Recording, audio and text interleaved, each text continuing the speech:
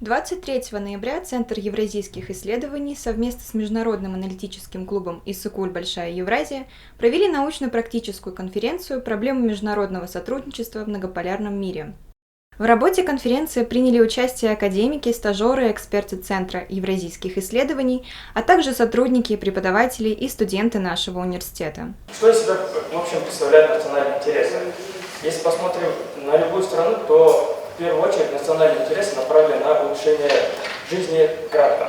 Я выступлю с докладом как БРИКС, как индикатор многополярного мира. Изучение результатов и хода реализации инициативы «Один пояс, один путь» указывает на то важное место в интеграционных процессах континентального и глобального форматов, которое по праву она занимает. Любое исследование будет иметь успех, если оно междисциплинарно. Я хотел бы в этой части, говоря о междисциплинарности исследований как условии успеха, сказать о том, что в основе должна лежать экономика.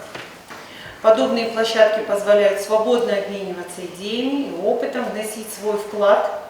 Вот как старшие коллеги обращают ваше внимание на это, и находить новые формы эффективного взаимодействия. Мы, как уже сказали, студентки экономического факультета кафедры менеджмента, и наша тема евразийская экономическая интеграция, стратегические направления развития. То, что нужно бросать угрозы не только традиционным, но и нетрадиционным угрозам безопасности. Развертывание механизмов сотрудничества в области образования, здравоохранения и туризма.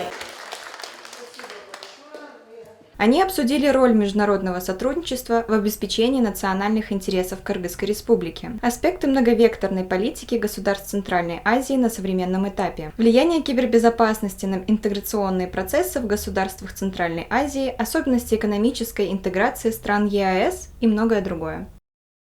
Так держать и вот в этом ключе, потому что тогда мы будем понимать, на кого можно положиться будет там в ближайшее время, да, как специалистов, как грамотных людей.